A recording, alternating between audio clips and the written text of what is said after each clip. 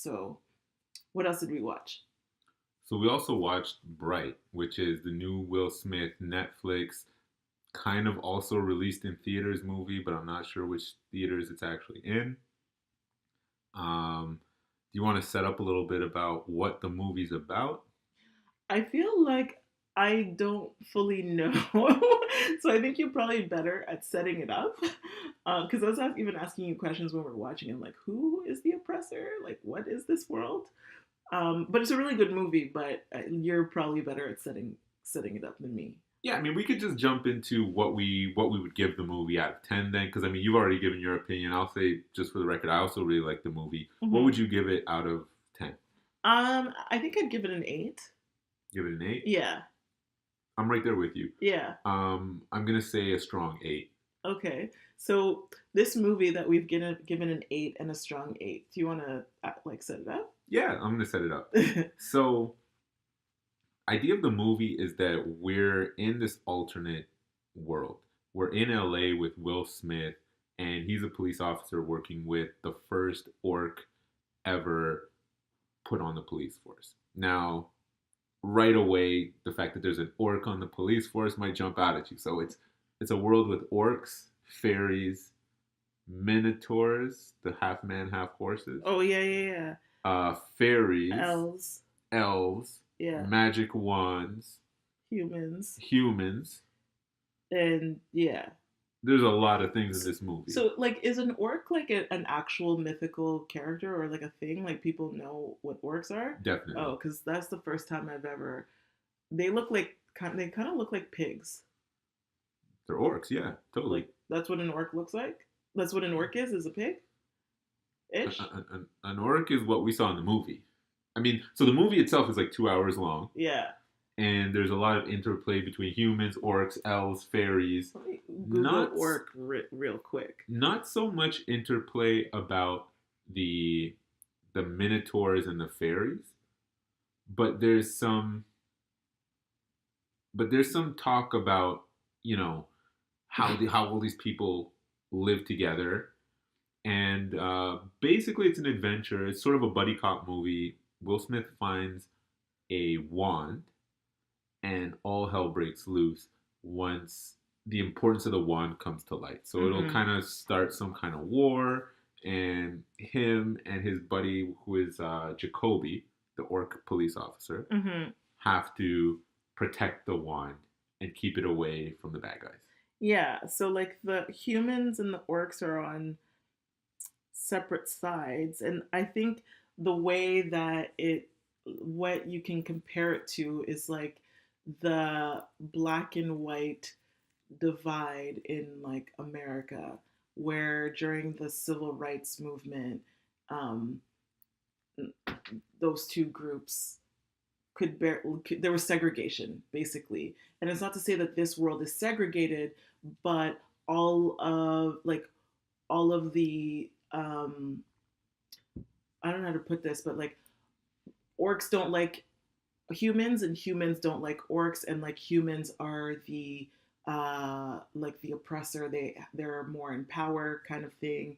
And so um in this movie an orc tries to is part of a human police force, and he's the only one, and so he gets bullied, and he people don't like him because he's an orc basically. And so yeah, the movie these talks about racism in this kind of like mythical world, which is really interesting. Yeah, I really enjoyed it. And when I first saw the ads for it, I was a bit skeptical. I mean, I remember an interview with Will Smith. I can't remember Yo, who he was talking to, but when they asked him about the movie, his response was all over the place. they're like, He essentially said it was everything. It was magic, it was fantasy, it was a buddy cop, and of all the adjectives he used to describe the movie, none of them were "it's a good movie" or even that he enjoyed it. So when I was watching the review, I said, these Netflix movies have been going a lot of different ways lately. I think Adam Sandler has put out some straight garbage, duds, and trash. and so what I was thinking with this movie was, I'm not sure what to expect. And then Will Smith lately has been hit and miss. Yeah, I mean, Will Smith, like, obviously we like him dearly, but it feels like for the past couple of years he's always been trying to make movies with like a really strong message, or he's trying to make the movie that will win him an Oscar, and you can see how hard he's trying to get there, and so it kind of, you know, whenever he's in a movie, you're kind of like, oh, okay, is this gonna be that movie where he tries to get to the Oscars this time again? Like that football movie, he got a lot of flack for that, for his was it Nigerian accent, you know? So, anyways, in this movie, he was really good. He was. And I think it's pretty clear the Academy is not giving him the Oscar anytime soon. No. He's done some great roles, and for whatever reason, they've decided it's not his turn. And when he finally does win his Oscar, because I actually think the way he plays the game politically and the way he moves in Hollywood, he looks like the type of guy who could eventually get an Oscar. Mm-hmm. But when he finally gets it, everybody's gonna be like, "How did he get it for that movie?" Yeah, Because we're gonna training day him. yeah, Fun. um, yeah. So talk about what you liked about the movie. Yeah, so I mean, I really liked the rating, and I really liked how they were able to depict racism in this mythical world. I actually really like the orc's character, where you see that he is good, you know, and comedic. He's played by, what's his, Edgerton, Joel Edgerton, An Australian guy. an Australian guy, and so his American accent was great as well. Um, I I did think that the movie had like multiple endings. At a certain point, they just didn't want to finish it, and they had like explosions, and then like you're thinking, okay, it's over now. They came out of the fire, and then no, he goes back into the fire to get something else.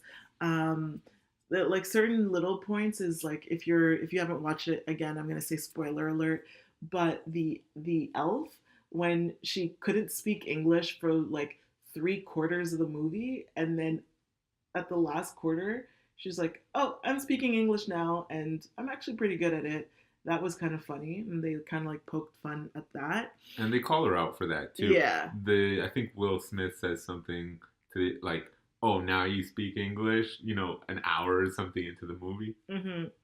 Yeah, and so what else did I like? I mean, it was really funny at certain points, but I really did relate to the orc character, because he was the only orc among humans. He was in his work, like he probably, when he goes home, he's with his buddies, he's with his orc friends, but then when he goes to work, he's the only orc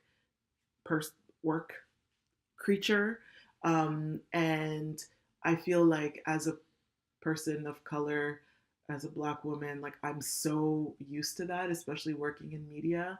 When I go to work, oftentimes I'm the only person of color, and just like the ways they've depicted certain elements of racism is so subtle, but it's just so relevant and so true, um, that I really like the way they integrated that into the film, and just like talking about topics that are really relevant today. So he's like, Will Smith said something like, "Orc lives don't matter," something lives matter.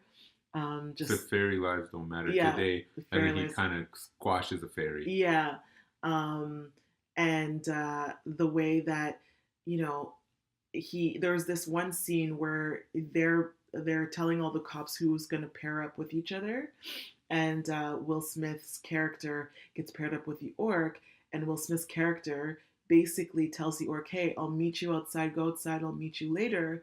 And he takes that time to ask to be switched off, and so the orc never really sees that little bit, that interaction where he asks to get switched off of his off that beat with the orc. But a lot of the racism that we encounter, we don't even see. And just to kind of go off of that, he even gets recruited by Internal Affairs to Yeah. set up the orc Yeah. and get a recording of the orc saying that he let another orc go just because of something like Their orcs orc. protect orcs type Yeah. of thing. Yeah. So there was a lot of subtle references to the kind of everyday racism Mm-hmm. in the movie, and they were using the orc as a Mm-hmm. vehicle for that, which I Yeah. thought was dope. And I like that they made the orc like a good character who's like genuinely a good being. And I think they needed that in the film for the dynamic to work, because if the orc in any way had any malice, it wouldn't work for what they're trying to say, like in the movie. But it's sad because you'll see like good people, bad things happen to good people just because of, say, racism, right? Just because like someone has prejudged you based off of your appearance. And I think they've made the orcs look particularly bad in the film so that we like don't like them, like we don't like their appearance in the film, but we have to get over that fact, that huge hump, because you see that the orc is really a good being, and his appearance is just his outer shell. And I think like the movie has a really great message. And I find that it was really well done, and it forces you to even address or confront whatever like your own judgments are or stereotypes might be. And so I thought that was interesting. What did you think? I really liked it too. So I saw a lot of the same things you saw in terms of like addressing the everyday racism and all that kind of stuff. But what I was really happy about was that it was just also a really good movie, Mm-hmm. which I was a bit worried about going into it because, I saw After Earth, and I remember that Oh my there was gosh. I remember that there was a bit of a backlash because people were saying Will Smith is trying to stuff this Scientology message into his movie, and people saying, "Oh, this is what ruined the movie." Well, I mean, Jaden Smith kind of ruined the movie with his acting. Like, let's be real. Isn't he an icon? Icon. I mean, yeah, Icon? I think there was a lot of pressure on him to carry the movie, and he couldn't live up to it. So No, but it's all to say that sometimes the message can get away from the movie. What I really loved about this movie was that aside from all the messages about everyday racism, the actual story was dope. And one of the things that I thought was so good about it was just the way it was directed to put you in the action. mm-hmm. One of the things we both noticed, you actually mentioned it to me when we were watching, is the fight scenes were so good. Mm-hmm. And I would even go a step further to say all the action scenes, because I thought the shootout scenes were really good. I thought the fight scenes with the elves were really good. Mm-hmm. The running through the tight spaces while sort of being chased, like the chase scenes were good. Mm-hmm. I just thought all of the action scenes in the movie were so really well done and fun to watch. Yeah. And it's something that, so a movie we're not going to review today is Guardians of the Galaxy. Oh. Spoiler alert, I didn't like it. It was Trinidad. It really was. And one of the things that I was saying is that this movie, it looks so much cooler than Guardians of the Galaxy. Like, it puts you in the world and makes you feel like you're the one ducking behind the car. Yeah. You're the one in the chase. Yeah. And you're a close spectator to the fights, mm-hmm. which I thought was so cool. Yeah. And I think like a movie and a really good action, like a movie that has such a strong message about racism wrapped in a really good action movie. It's a combination that honestly, like, I didn't know what to expect going into the film. I didn't read anything about it. And it was a really nice combination. Like it really worked. And sometimes when people try to make films about racism, like there are these like, Oscar type movies that are super like heavy and like dark and long-winded, just to like hammer the message home. And it was nice to have something that was fast-paced, light, funny, and like sometimes even the stuff about racism, if you're not about racism, if you're not paying attention, might go over your head. Or if You don't you, have to watch for yeah, that if you don't yeah, want to. yeah, exactly. So it was pretty cool, and I think that like watching those two films. Well, you watched Star Wars. I didn't watch Star Wars, but I never saw it. having those conversations about these two films over the holidays. Star Wars is an action film that isn't about racism, but people made it about that. And then having Bright, which is a film that is pretty much about racism, um, but it's an action film as well. You know, it's interesting to watch those two movies during this holiday season. They're movies from 2017, and then we also watched Guess Who's Coming to Dinner, the 1967 version. So basically, what 50 year, I'm going to show my poor ability to do math, but like 50 years difference, let's say, or maybe it's 60, I don't know, a lot of years, like decades of difference. And yet we're still having these kinds of conversations where people are uncomfortable with people of a different skin tone, and so it makes me think like, how far have we really come in all of this time? You would have thought that by them making that movie in the 60s, that we would have already solved many of the problems. But the same topics that they were talking about in the Guess Who's Coming to Dinner, they're talking about, like, we're talking about around these two movies. Yeah, when you put it in that perspective, it's wild to think about it because, like you said, 50 years ago, people were like, "Whoa, we're on the dawn of a new day," and then Yeah. 50 years later, it's like, "We're on the dawn of a new day," and it's like this this is a long dawn, right? Like dawn is supposed to be a transitionary Yeah. period. It's not supposed to be 100 something years. So Yeah. yeah, I mean, there is it's a pretty wild. we're on the dawn of a new day every day because every day turns, See but what you did there. I mean, we should see progression, and definitely in these times. I don't know if we're seeing progression or regression, Like but I'm looking at it like we're on the dawn of December 28th. Like that's basically the yeah, only thing we know is happening. It's like yeah, tomorrow is gonna come, but yeah. we don't know, really what that's gonna look like. I guess at this point. So I guess the main thing before we close, what else are you looking forward to this holiday season in terms of like movies and stuff like that? What are In you? during the holidays. Yeah, during the holidays. I mean, we could push it all the way to Black Panther because Well, I know think that's what about I'm it. looking forward Yeah, to. I'm But looking but forward what about you? to Black Panther. I mean, it's the award season that's starting, and I used to be really into like watching all of the films, like all of the Oscar films, but I don't know any of the movies, and I'm not really into what's coming out for this Oscar season, except I we are going to see, what is it called, Proud Mary, this Taraji P. Oh, the black Henson movie. exploitation films that Yes, are coming out. Yeah, that film I'm looking forward to. I do want to see this, like The Shape of Water, and I'm really into like not knowing what the films are about and like having no expectations. So I just know the title, The Shape of Water. We're gonna go see that at some point. But this Proud Mary movie, yeah, like I'm all about that. Like we're going to see that. That looks like it's gonna be really good.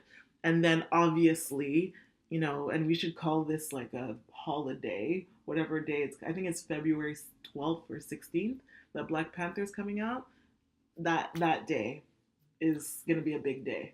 all right. So if you want that Black Panther review, hit like, hit subscribe, Share.